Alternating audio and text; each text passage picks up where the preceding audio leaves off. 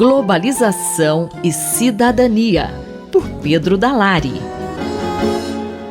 No início deste mês, na Venezuela, o governo do presidente Nicolás Maduro realizou um referendo com a finalidade de obter o apoio da população para a ocupação da maior parte do território da Guiana, provocando forte tensão política na América do Sul. Qual a explicação para essa situação, professor?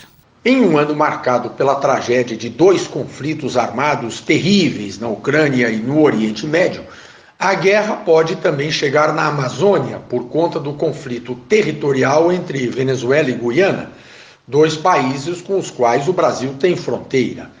O risco da guerra na fronteira amazônica de nosso país é resultado da iniciativa do presidente da Venezuela, Nicolás Maduro, de mobilizar a população de seu país em torno do objetivo de invasão e ocupação do território da Guiana, inclusive com a ameaça do uso de força militar. O governo de Caracas alega que a região de Essequibo, que se constitui na maior parte do território da Guiana, pertence, na verdade, à Venezuela e estaria sendo ocupado indevidamente desde o século XIX, quando a Guiana ainda era uma colônia britânica. Essa disputa territorial entre Venezuela e Guiana vem se arrastando há mais de um século e atualmente está sendo examinada pela Corte Internacional de Justiça, que é o principal tribunal da Organização das Nações Unidas. No entanto, o presidente Maduro não reconhece a autoridade daquele tribunal e decidiu se antecipar a qualquer decisão judicial, convocando a população venezuelana para se manifestar nas urnas em um referendo em favor de sua pretensão territorial.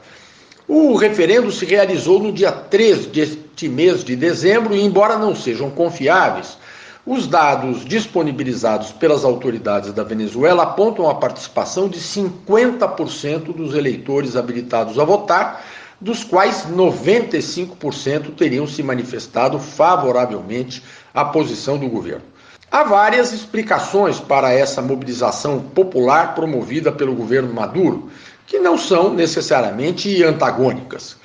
A identificação e o início da exploração de grandes reservas petrolíferas no mar adjacente à costa da Guiana certamente ajudaram a reavivar a reivindicação venezuelana. Mas o motivo mais imediato que tem sido apontado pelos analistas é outro.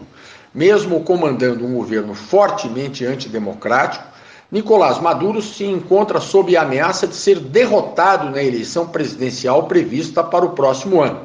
A criação de um conflito internacional, inclusive com a ameaça de uma ação militar, seria assim uma estratégia para obter o apoio da população da Venezuela.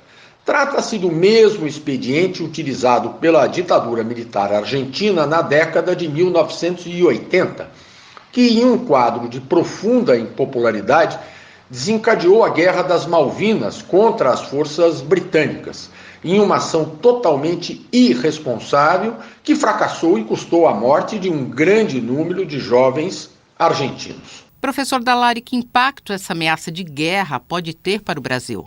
Caso a ameaça do governo Maduro se concretize com a invasão do território da Guiana por tropas da Venezuela, a guerra terá forte impacto no Brasil, sob todos os aspectos, social, econômico e político. Para além da tragédia que por si só uma guerra significa, esse conflito provocará grave instabilidade na região amazônica, aumentando a dimensão de graves crises já existentes, como a crise de refugiados e a crise ambiental. Resta, neste final de ano, desejar que a ameaça do governo venezuelano não se concretize. Para isso, será fundamental que o governo brasileiro use de sua autoridade política a fim de demover Nicolás Maduro de seu intento bélico. Isso para que, diferentemente do que ocorre na Europa e no Oriente Médio, a paz possa continuar a prevalecer na América do Sul. Eu, Simone Lemos, ouvi o professor Pedro Dalari.